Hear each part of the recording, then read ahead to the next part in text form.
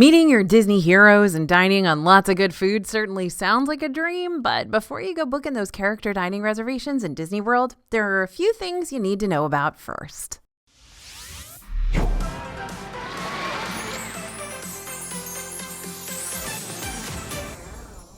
Hey everybody, it's AJ for Disney Food Blog. So Disney's character meals are some of the most unique dining experiences that you're going to find on property. It's basically where you go to a restaurant, you have a meal, whether it's a buffet or an a la carte or whatever, and a bunch of characters come to your table and you get to meet them and get their autographs and hug them and stuff. And that's what a character meal is in Disney World. And that's why so many people want to prioritize booking at least one or two of these during their vacation. However, character dining does have its fair share of ups and downs and shocking revelations that you're not going to want to learn about the day that your reservation takes place. That's why during today's video, we're going to give you all the nitty-gritty when it comes to character dining to make sure you know the ins and outs, the do's and don'ts, and the pros and cons before you spend that amount of money.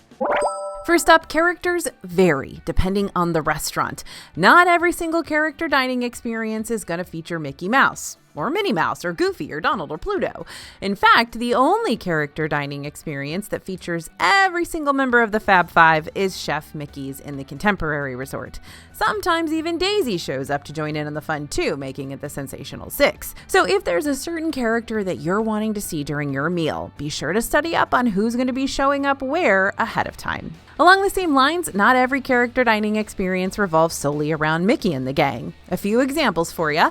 Crystal Palace in Magic Kingdom features Pooh, Tigger, Eeyore, and Piglet. Storybook Dining at Artist Point and Wilderness Lodge is where you're going to be able to meet Snow White, Grumpy, Dopey, and the Evil Queen. And 1900 Park Fair in the Grand Floridian Resort and Spa has seemingly random assortments of characters including Aladdin, Tiana, Cinderella, and Mirabelle.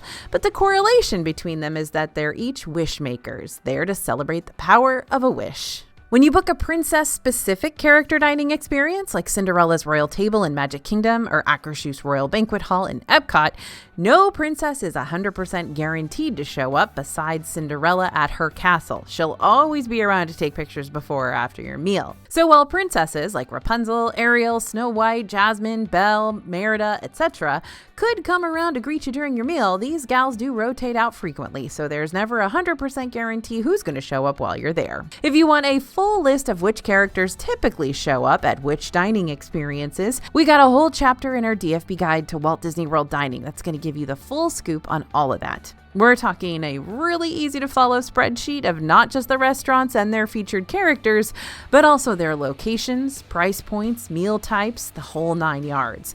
And we've got full sections about each character dining experience too, because we like to go a little overboard in the restaurant information department. And I'm never going to apologize for that. If you don't already have the guide, you can find it over at dfbstore.com. Just make sure to type in code YouTube to save some cash on your total purchase before you check out. And remember, this book is updated multiple times per year, which means you're getting a completely updated version of it and an updated guide. And also, it's 100% money back guaranteed. If you don't like it, that's fine. Let us know. We'll give you your money back. Okay, second thing you need to know about character meals. Cost varies depending on a lot of stuff. When you book a character dining experience, you're going to be eating at a restaurant that features either prix-fixe dining, a buffet, or family-style dining where the endless eats are brought to your table. So no matter which character dining experience you choose, you're going to be paying a pretty penny and getting a lot of food, so come hungry. Here's the thing though, yes, character dining is expensive, but the prices for these experiences aren't identical across the board. So you might be able to meet one of your favorite characters for cheaper depending on the restaurants and what time of day you make your reservation for. Here's a good example for you. Akershus Royal Banquet Hall, in general, is going to cost less than Cinderella's Royal Table, yet still give you the opportunity to meet a variety of princesses in a royal setting. The most expensive princess dining experience will be Cinderella's Royal Table during lunch or dinner, which costs $88 per adult. That price tag also makes it the most expensive character meal in Disney World, period. However, the most affordable princess dining experience will be booking Akershus during breakfast. breakfast, which will cost you $59 per adult instead. Literally a near $30 price difference per person.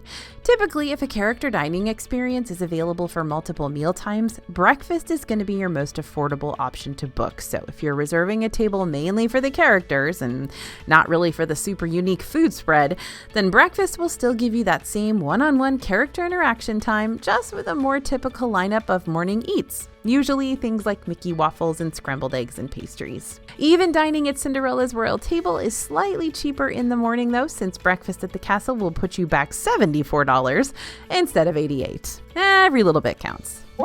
So some character meals only take place during breakfast. So speaking of the first meal of the day, some restaurants offer character dining for breakfast only. This includes Cape May Cafe at Beach Club Resort, Ohana at Polynesian Village Resort, and Topolino's Terrace at Riviera Resort. Now, these particular restaurants have other meals on the docket. They're just not character meals. Then there's Hollywood and Vine over at Hollywood Studios, which has a unique situation where the characters you dine with during breakfast are different than the characters you dine with during lunch and dinner. All other restaurants have the same characters for every meal that they serve as a character meal. During lunch and dinner, you're going to be able to take part in Minnie's Seasonal Dine, where Minnie, Mickey, Goofy, and Pluto will dress up for the season to entertain guests. But during breakfast at Hollywood and Vine, the characters are aimed at a much younger audience, giving your kids the chance to meet characters from their favorite Disney Junior shows like Fancy Nancy, Doc McStuffins, Roadster Racer Goofy, and Vampirina. Some meals are more about the experience rather than the food. Oof, now there's a heaping pile of truth for you to chew on. Character dining is a whole lot of fun, but the food doesn't always match the overall atmosphere, and it's not always necessarily worth the elevated price. That's how we've often felt about character buffets like Chef Mickey's and Hollywood and Vine. While these buffets have improved over the years, if you're looking for a very unique spread of offerings, these aren't necessarily the places to go unless you're wanting that fun character interaction and you're not super picky about the endless food you're going to be able to pick up on the buffet line. It's also important to note that both Chef Mickey's and Hollywood and Vine can get a little loud and rowdy since you're going to be in the restaurant with a whole lot of excited kids. And over at Chef Mickey's specifically, kids might also be asked to partake in napkin twirling competitions or conga lines around the restaurants or some other high energy entertainment that'll have your kids buzzing. Again, that's all so much fun and creates awesome memories for children and parents alike. But if you're looking for good food, as in top of the line food that you're going to crave long after the experience is over, as well as a more subtle meal that's more super sensor friendly, these restaurants might not be the best fit for your group. Although I will have to say that I do crave the Chef Mickey's cheesy potatoes long after I leave, no matter what. With all that being said, several of our favorite Disney World restaurants are indeed character dining experiences. For example, Storybook Dining at Artist Point with Snow White, Wilderness Lodge, combines rare character meet and greet experiences with some great storybook-themed eats. Tusker House at Animal Kingdom not only has Donald and friends dressed up in cute safari attire, but it also has one of the most unique buffet spreads for breakfast, lunch, and dinner, featuring African-inspired eats and bottomless bread service. And Garden Grill at Epcot takes place in a slowly rotating dining room, showing off views of the Living with the Land boat ride happening down below. All the while, you'll be able to chow down on Harvest favorites while shooting the breeze with Mickey, Pluto, Chip, and Dale. But if you want to see where each of our favorite character meals rank among all the other top restaurants across the parks, go ahead and scan the QR code you see on the screen right now, or head to disneyfoodblog.com/top restaurants after this, so that you can see our recently updated rankings of the top 10 best restaurants in every park, as well as Disney Springs and the resorts too. It's all fun and games and memories in the making until Donald Duck comes up to your table and your kids start screaming bloody murder. Okay, character dining isn't for everyone, kids included. Don't forget that the same kid who loves Donald Duck on the TV is also the same kid who wails when they get their picture taken with Mall Santa. Sure, they might love Donald behind the screen, but when he's walking around to your table towering over you, the whole interaction might be more traumatic than it is charming. If you're not quite sure how your kid is going to respond to a character dining experience, but you don't want to pass up the chance to secure those advanced dining reservations while you can, try booking your character meal during the second half of your trip rather than the first half. That way you can test the waters with your kids and have them meet some of the characters in the parks or around the resorts first. If those interactions go well, then great. You got a really fun character meal to look forward to. But if those interactions start going sideways, you've at least got time to cancel your dining reservation if you no longer think the whole character dining thing is going to be worth it. Cancellations can be made without any penalty fees until 2 hours before your reservation takes place. But if you cancel anytime after that, or if you just decide to be a no-show, you will be charged a fee of $10 per person. So it's super important to cancel if you know you're not going to make it for your reservation. And in the case of Cinderella's Royal Table, where you will have to prepay for your meal in advance, the 2-hour cancellation rule still applies, but if you fail to show up for the meal, you won't be charged $10 per person. You'll be charged the entire price of the meal regardless, and you definitely don't want that to happen. So character dining can sometimes feel rushed. I'm not saying character dining always feels rushed. Sometimes you might even see certain characters show up more than once at your table, like Cape May Cafe at Beach Club, Tusker House in Animal Kingdom, Akershus Royal Banquet Hall, Garden Grill in Epcot. But at character restaurants that tend to have higher demand and be bigger restaurants like Cinderella's Royal Table, the Crystal Palace, 1900 Park Fair, or Chef Mickey's, your one-on-one interaction time might feel a bit more like a drive-by. Again, that has nothing to do with the characters themselves and everything to do with the fact that these characters have a lot of tables to meet and only so much time to meet them all. When you're at a busy character restaurant, or just at any character restaurant really, have your autograph books already out and open and ready to sign, and cameras nearby that are ready to snap some pics right when those characters start coming to your table. And not that I need to remind you of this, but when it's time for a character to move on, let them move on. I know parting can be such sweet sorrow, but we gotta share our friends with the rest of the restaurant too. Now, if you're really wanting to improve your chances of getting some extra quality character time, you might want to try booking your meal toward the end of the evening. The characters stick around through the entire time that guests are being served, but at the end of a meal, lots of guests will finish and exit the restaurant, leaving fewer people for the characters to interact with, and more time for them to interact with whoever's still there. I can distinctly remember an evening at Crystal Palace where I had all 4 characters to myself for a little while there. Okay, now this is we're getting down into it here with character meals with this one. So a poorly timed visit to the buffet could mean missing a character. Now this hasn't happened to us a lot, but it has absolutely happened, meaning it's worth mentioning so you can avoid a similar fate. If you're eating at a character restaurant that serves up buffet style meals, make sure to keep an eye on where the characters are, because if you see them nearing your table, hold off on your next buffet trip so that you don't miss out on a character completely. Sometimes attendants can pull a character out of rotation real quick if your table misses someone, but during peak dining times, they might also not be able to do that, and you might have to wait towards the tail end of your meal before they come back around again, which means waiting until these characters meet everyone else in the restaurant first before coming back to you. This can be a pain, especially if you're done eating and antsy to move on to your next Disney adventure for the day. Another thing to note, if you've been sitting at your table for a while and no characters have shown up yet, we're talking you're almost finished with your meal and nobody's been out to meet and greet with you, go ahead and flag down your server and gently let them know what's up. While Disney restaurants tend to be well-oiled machines, things can happen and tables can slip through the cracks by accident. By kindly reaching out, your server will be able to explain what the current holdup is, or they might be able to reach out to their manager who can help alleviate the situation and get those characters to you as soon as possible. We will usually at a character meal that's super busy, have a character attendant pop over to our table and ask if we've seen everybody yet, just so that they can take stock and see what's going on. There have been a few times that we've been completely missed by characters, and so we will mention, oh yeah, we haven't seen Donald yet, or oh, I don't think Daisy's made it over here yet, and then they'll get that character to come over as quickly as they can. But here's another little tip that I've found, because I'm often dining either alone at a character restaurant or with other adults at a character restaurant. Sometimes those characters kind of, I guess, assume you don't want to meet them. And so every once in a while, a character will just sort of bypass an adults only table, which seems really weird. I'm sure it doesn't happen on purpose, but it has happened to me, especially if I'm sitting there all by myself. The characters kind of assume I don't want to meet them. And so that's another time to even mention to your server when you first sit down, like, hey, I know we're a table of all adults, but we really do want to meet all the characters. Or, hey, I know I'm just a solo diner here, but I really would like to meet all the characters. So it'd be great if they could actually hit my table instead of skipping me. I'm just being honest. Okay, sorry. We've talked about this for a long time. Moving on.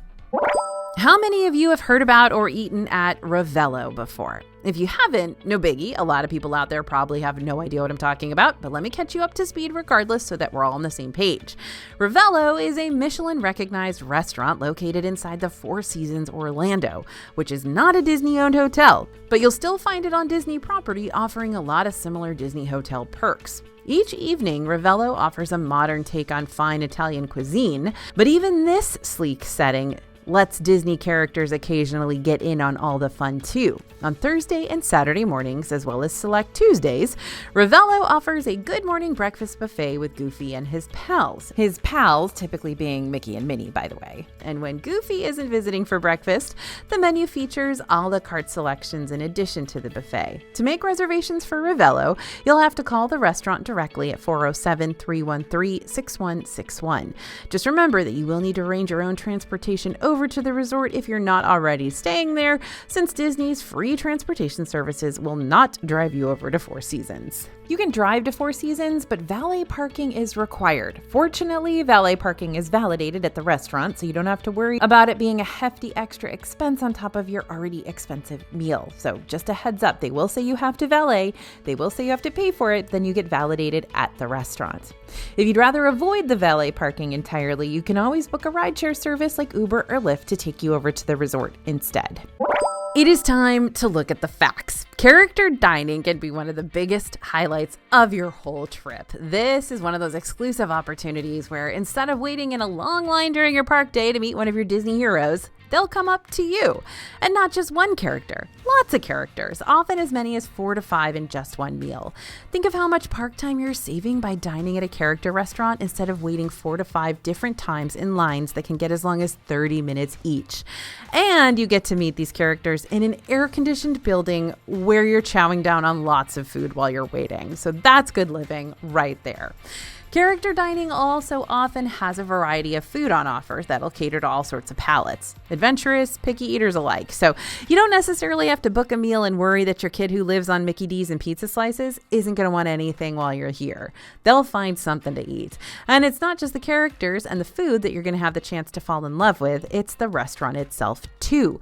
From castle settings to slowly rotating dining rooms to enchanted forests and a bunch more like atmospheric situations. Disney Imagineers make sure to keep you immersed in the Disney magic, whether a character's currently at your table or not. And yet, character dining just might not be the right fit for you. And all is said and done.